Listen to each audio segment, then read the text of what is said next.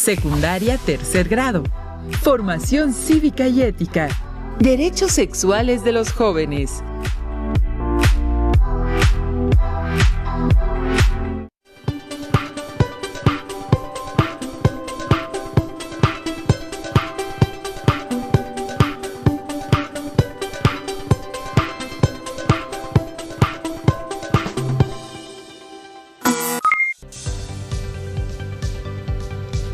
Queridas alumnas y alumnos de tercero de secundaria, bienvenidos a Regreso a Clases, un recurso de educación a distancia para apoyarlos en su aprendizaje. Mi nombre es Ricardo León y los acompañaré en la sesión de hoy, en la cual hablaremos sobre los derechos sexuales de los jóvenes. Para ello invitamos a la especialista, la doctora Margarita Medina, quien es médica de la UNAM y maestra en sexología clínica. Además de 2 especialidades en sexología, es diplomada en Derechos Humanos por el Senado de la República, directora de Educación de la Fundación México Vivo, socia fundadora del Colegio Mexicano de Posgraduados en Sexología, autora de los cuentos El Mundo de Lula, material didáctico para trabajar diversidad con niños de preescolar. Doctora Medina, sea usted bienvenida. Muchísimas gracias, es un gusto estar aquí con ustedes y aceptar esta invitación. Hoy veníamos a hablar de un tema muy importante que son los derechos sexuales y reproductivos, y estos tienen especial relevancia en México porque nuestros jóvenes enfrentan problemáticas que impactan en gran medida. Por ejemplo, tenemos una gran cantidad de embarazos adolescentes y son problemáticas que tenemos que atender. Será un gusto poderlos acompañar y llevar de la mano para descubrir qué pueden hacer con estos derechos. Es importante que pongan mucha atención al tema y tengan a la mano su cuaderno para anotar los puntos más importantes de esta sesión. Iniciamos. Sin duda, el ejercicio y garantía de los derechos sexuales de los jóvenes en México y en todo el mundo, en general, son sumamente importantes en la actualidad. En nuestro país existe la Cartilla de Derechos Sexuales de Adolescentes y Jóvenes, que conoceremos en esta clase. La primera pregunta que nos viene a la mente es: ¿por qué surge esta cartilla? ¿En qué contexto se genera el marco legal para proteger los derechos sexuales de los jóvenes? Un factor muy importante a considerar en el desarrollo de los derechos sexuales y reproductivos es que estos son parte de los derechos humanos. En general, todas las personas desde que nacemos tenemos derechos los cuales debemos hacer cumplir, porque es lo que nos va a permitir tener una mejor calidad de vida. Parte de estos derechos los vamos a llevar, por ejemplo, a nuestra sexualidad, a nuestra vida cotidiana. Y ahí es donde surge la necesidad de desarrollar los derechos sexuales y reproductivos, que nos permiten garantizar que tengamos derecho a la salud, a ejercer libremente nuestra sexualidad, a que se nos respete como personas y que tengamos la capacidad de ejercer con libertad la toma de decisiones. Es por eso que tenemos que irlos delimitando. Los derechos sexuales y reproductivos tienen algunos sustentos legales, por ejemplo, están enmarcados dentro de la Constitución y también dentro de leyes internacionales que nos definen que no debemos de dañar a nadie, pero que a su vez tenemos que hacer ejercer nuestros derechos y que se nos respete. Para abordar propiamente la cartilla, tenemos un primer grupo de derechos que hablan acerca de decidir libremente y con total autonomía sobre nuestro cuerpo, nuestros afectos, nuestro disfrute y, por supuesto, con quienes nos relacionamos. Doctora, ¿qué condiciones o situaciones cree que son las que obstaculizan o que impiden que los adolescentes decidan libremente y de forma autónoma e informada sobre su sexualidad? En realidad, todas las personas tendríamos que tener garantizados nuestros derechos y que estos se ejerzan. Pero en la vida cotidiana hay problemas que dificultan que se realicen en esta medida. Por ejemplo, las mujeres tenemos todavía mucha desigualdad con relación a los hombres. Todavía tenemos lugares donde las mujeres no les está permitido, por ejemplo, estudiar. Al no estudiar, no tienen acceso, por ejemplo, a la información que les permita garantizar una sexualidad plena. Otro factor muy importante es la violencia. Cuando están en condiciones de violencia, difícilmente pueden hacer valer, por ejemplo, su derecho a la no coerción o que no se les dañe. ¿no? La violencia es un factor que también repercute principalmente en las mujeres. Hay otros, por ejemplo, la situación económica o el acceso a los recursos. Pensemos, no es lo mismo que yo viva aquí en la Ciudad de México a que me encuentre, por ejemplo, en Chiapas o en alguna comunidad indígena donde no siempre hay acceso a los servicios de salud, a los sistemas, por ejemplo, a los métodos anticonceptivos, que podamos hacer valer estos derechos. También hay limitantes, por ejemplo, en la comunicación. Si tenemos un lugar donde no tienen internet o donde no tienen, por ejemplo, una televisión o una señal donde ellos puedan informarse, a veces estos derechos se ven limitados. Parte del gobierno y de las responsabilidades que tiene es que tengan que llegar estos servicios, pero es algo que se tiene que hacer de forma paulatina para que puedan llegar en mayor medida a todos los lados. Otro tema de gran relevancia en estos tiempos es que las redes sociales han generado nuevas formas de relacionarnos. Es quizá el tema de la privacidad, la intimidad y el derecho a vivir libres de violencia.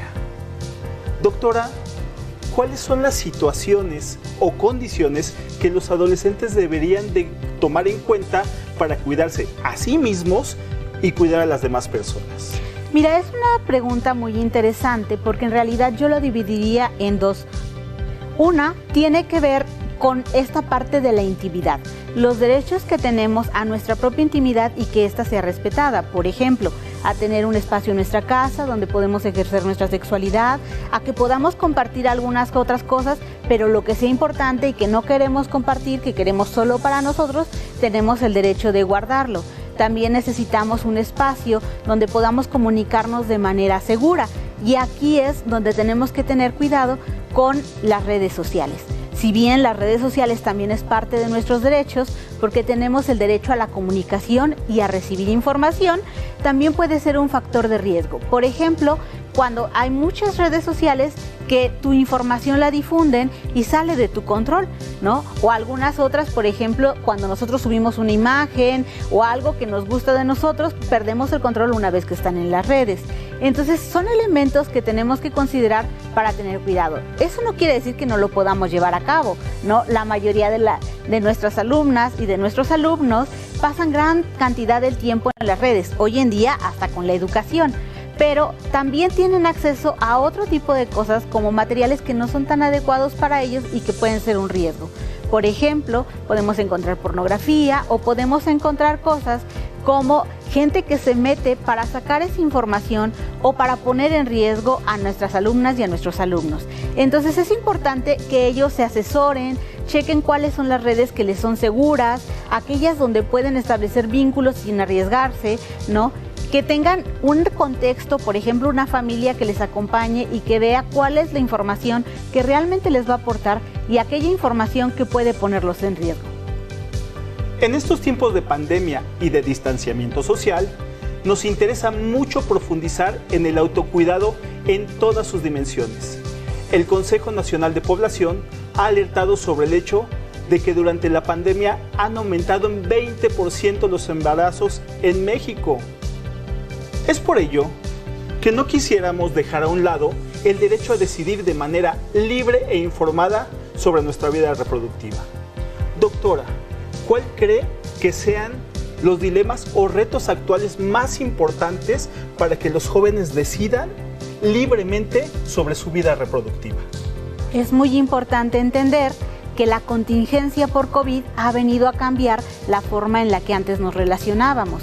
Nuestras alumnas y nuestros alumnos ya no pueden convivir como lo hacían antes con sus compañeros, ni podían tener esa cercanía a lo mejor para ver la novia, para ver el novio, pero tampoco tienen acceso a los servicios de salud de la forma que lo hacían antes. No pueden acudir libremente a una farmacia para comprar algún método anticonceptivo. Eso ha generado, entre otras problemáticas, como pasar mayor tiempo dentro de la casa o mayores cantidades de violencia, que se generen problemáticas como una mayor cantidad de embarazos adolescentes, también que se vivan más situaciones de violencia y al no tener métodos anticonceptivos, decíamos, también la salud como las infecciones de transmisión sexual podrían verse afectadas. También hay otras condiciones que, aunque no lo estemos hablando de forma directa, les afecta, como por ejemplo en el manejo de sus emociones. Generalmente las adolescentes y los adolescentes comparten con sus compañeros el dolor o las emociones que están generando y pueden distraerse y tener otras actividades. Al estar en este confinamiento, no tienen con quién muchas veces hablar esto que les duele y entonces aumentan problemáticas como la depresión. ¿Qué es lo que podemos hacer ante esto? Y que es parte de la pregunta que me hacías, ¿no? Mucho radica en que tienen acceso a la información y que pueden acompañarse de los adultos que están en su contexto, de los adultos que están en su casa, ¿no? Para poder pedir información. Si no es así, pueden acudir, por ejemplo, también a las redes sociales y meterse a páginas que sean seguras, como por ejemplo las páginas que pertenecen a la Secretaría de Salud o estas que pueden ser muy confiables como las de los derechos humanos ante situaciones de violencia, que les van a permitir tener información y saber qué hacer.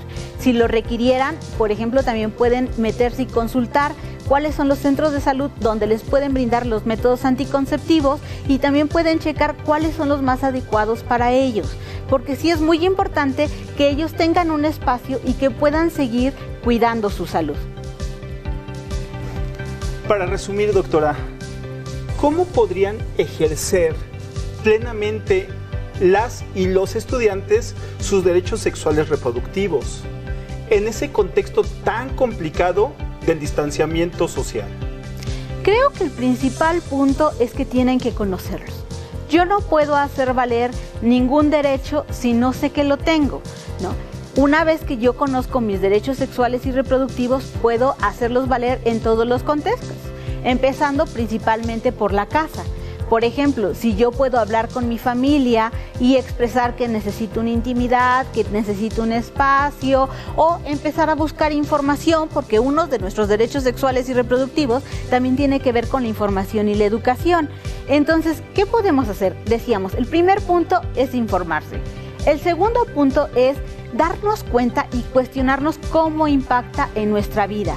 Porque, por ejemplo, podemos tener derecho a la salud, ¿no? Y aparentemente cuando tenemos la salud sexual hacemos referencia a todo.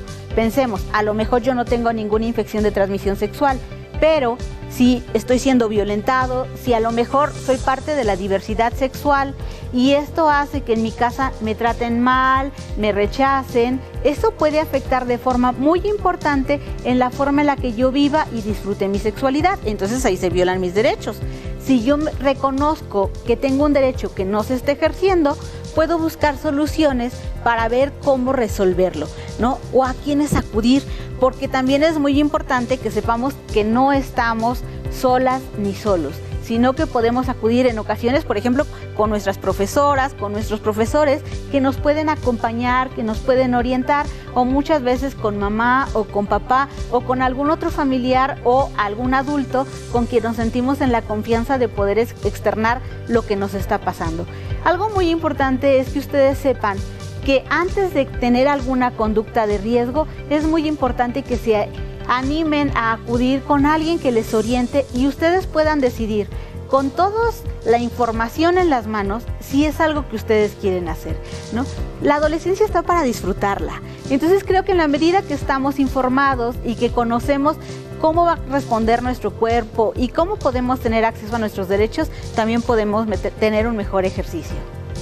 Doctora Margarita Medina, muchas gracias por esta charla tan importante para los jóvenes.